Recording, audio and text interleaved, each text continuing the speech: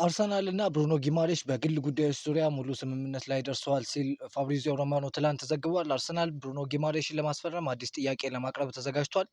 አርሰናል አሁን 70 ሚሊዮን ፓውንድ እንደሚያቀርብ የሚጠበቅ ሲሆን ይህን ገንዘብ ኒውካስትል ተቀባይነት ሊያገኝ ይችላል፣ ነገር ግን በር ሊከፍት የሚችልበት እድል አለ ሲል ነው እንዲሁም ፋብሪዚዮ ሮማኖ የዘገበው። አርሰናል 70 ሚሊዮን ፓውንድ ከፍ ባለ ዋጋ ዝውውሩ እንደሚፈጽሙ ተስፋ አላቸው ሲልም ነው ፋብሪዚዮ ሮማኖ ትላንት መረጃ ያወጣውና ኒውካስትል ዩናይትድ የአርሰናልን ጥያቄ ውድቅ እንደሚያደርግ ይጠበቃል። ነገር ግን አርሰናል ዝውውሩ እንደሚያጠናቅቁ ይሰማቸዋል። አርቴታ ለዝውውሩ ግፊት እያደረገ ነው። ብሩኖ ጊማሬሽን ማስፈረም ይፈልጋል። እመኑኝ አርቴታ በውስጥ ብሩኖ ጊማሬሽን እንዲፈርምለት ትልቅ ግፊት እያደረገ ይገኛል። አርቴታ ጊማሬሽን ለአርሰናል የመሀል ክፍል እንደ ሁነኛ አማራጭ አድርጎ ይመለከተዋል ሲል ፋብሪዚዮ ሮማኖ ትላንት ዘግቧል። ጉማሬሽም ለአርሰናል ፕሮጀክት ፈቃደኝነቱን አሳይቷል። ለኒውካስትል አክብሮት ማሳየትና ግንኙነታቸውን ማበላሸት አይፈልግም፣ ነገር ግን ክለቡን ለቆ መሄድ ይፈልጋል ሲል ፋብሪዚዮ ሮማኖ ዘግቧል።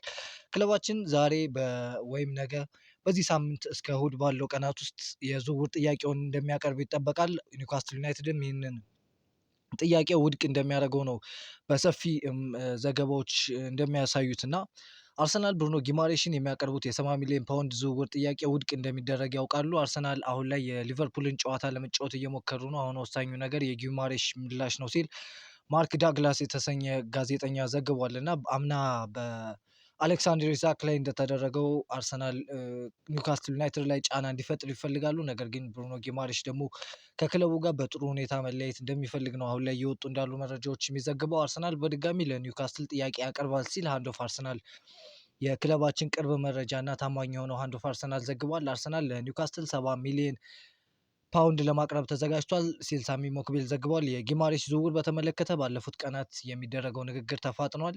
አርሰናል ለብሩኖ የተጋነነ ክፍያ ለመክፈልም ፈቃደኛ አይደለም ሲል ሳሚ ሞክቤል ዘግቧል እና ኤዝሪ ኮንሳ በተመሳሳይ በተከላካይ ቦታ አርሰናል ዋነኛ ኢላማ ነው የሚል መረጃ ይዞ ወጥቷል። ትላንት በዚህ ምሽት ላይ የምንመጣበት ይሆናል። ነገር ግን ስለ ብሩኖ ጊማሬሽ ያለው መረጃ እናደርሳችሁና እዚህ ጋር እናብቃ። የፕሪሚየር ሊግ ክለቦች ጊማሬሽን አርሰናል እንደሚቀላቀል ይጠብቃሉ ሲል አሌክስ ክሩግ ዘግቧል እና አርሰናል በዚህ ዝውውር እንደገፋበት የሚያሳይ ነው። ተጫዋቹም ወደ ክለባችን መምጣት ይፈልጋል እና አርሰናል በዝውውሩ ከተስማማ ከኒውካስትል ጋር ዝውውሩ የሚያልቅበት ሁኔታ ነው ያለው እና ኒውካስትል አቋሙን በግልጽ አስቀምጧል። በብሩኖ ጊማሬሽ ጉዳይ ላይ ጊዜ አያባክኑም። አርሰናል ይህንን ብራዚላዊ ተጫዋች ለማስፈረም ከፈለገ ጠንካራ የገንዘብ ጥያቄ ማቅረብ ይኖርበታል። 70 ሚሊዮን ፓውንድ አካባቢ ጥያቄ ወዲያውኑ ውድቅ እንደሚደረግ የሚጠበቅ ሲሆን 80 ሚሊዮን ፓውንድም እንደ ዝቅተኛ መነሻ ዋጋ ይታያል። በ85 ሚሊዮን ፓውንድ አካባቢ የሚቀርብ ጥያቄ ኒውካስትልን አስቸጋሪ ውሳኔ ላይ ሊጥለው ይችላል ሲል የስካይ ስፖርቱ ዘጋቢ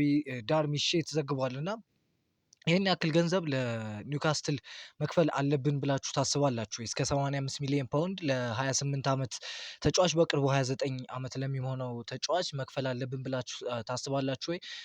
ነገር ግን ተጫዋቹ መጥቶ ክለባችን ጋር ትልቅ አስተዋጽኦ እንደሚያደርግ የሚጠበቅ ነው። እንደኔ እስከ 85 ሚሊዮን ፓውንድ ከፍተኛ ዋጋ ነው ብዬ ባስብም አሁን ላይ አማራጭ ስለሌለ አርሰናል መክፈል አለበት ብዬ አስባለሁ። አርሰናል እየሄደበት ያለው ስትራቴጂ ለእናንተ ትክክለኛ ነው ወይ ብላችሁ ታስባላችሁ? እስኪ ኮሜንት ጋር አስቀምጡልኝ። ጋሪ ጄኮብስ እንደዘገበው አርሰናል የሚጠየቀውን ዋጋ ክለቡ ከሚሰጠው ግምት ጋር የሚመጣጠን ከሆነ ከፍተኛ ወጪ በማድረግ ደረጃቸው እጅግ ከፍተኛ የሆነ ኢሊት ተጫዋቾችን ማስፈረም ዝግጁ ነው። በሌላ በኩል ተቀናቃኝ ክለቦች ስብስባቸውን ማጠናከራቸውን ሲቀጥሉ አርሰናል በዝውውር ገበያው ላይ እያሳየ ባለው ቀርፋፋ እንቅስቃሴ ምክንያት አንዳንድ ደጋፊዎች ብስጭት እየተሰማቸው ነው ሲል ጋሪ ጄኮብ ዘግቧል እና ስለ እነዚህ መረጃዎች እናንተ ምን ሀሳብ አላችሁ? አርሰናል ተንቀራፏል ብላችሁ ታስባላችሁ? ኦፍኮርስ በአብዛኛው ደጋፊ የሚታሰብ ነገር ነው እና በአብዛኛውም እየተተቸ ያለበት ሁኔታ ነው ያለው። የእናንተ ሀሳብ ምንድን ነው? እስኪ ኮሜንት ጋር አስቀምጡልኝ። ነገር ግን ክለባችን በሚቀጥሉት ቀናት ውስጥ ለብሩኖ ጊማሬሽ ይፋዊ የዝውውር ጥያቄ ለኒውካስትል ዩናይትድ እንደሚያቀርብ ይጠበቃል። ኒውካስትል ዩናይትድም ውድቅ እንደሚያደርገው ይጠበቃል። አርሰናልም አሻሽሎ ይመጣሉ የምናየው ይሆናል።